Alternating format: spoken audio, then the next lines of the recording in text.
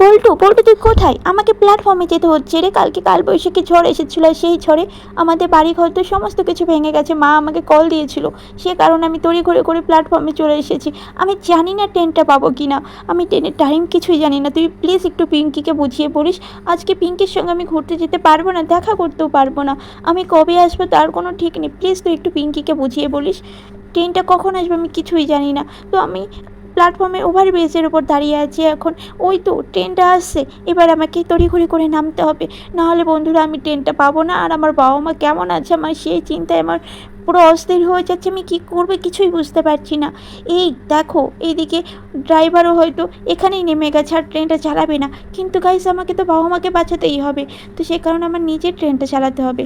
আমি এখন দেখি তবুও ড্রাইভারকে খুঁজে পাওয়া যায় কি না। ড্রাইভার ড্রাইভার তুমি কোথায়? ইস, ড্রাইভার তো নেমে গেছে, আমি কাউকেই দেখতে পাচ্ছি না গাইস। এখন আমি কী করব? প্লিজ তোমরা লাইক সাবস্ক্রাইব করে দিও। আর এই তো এখন আমি ট্রেনটা নিজেই চালিয়ে আমি আমার বাবা মার কাছে পৌঁছে যাব।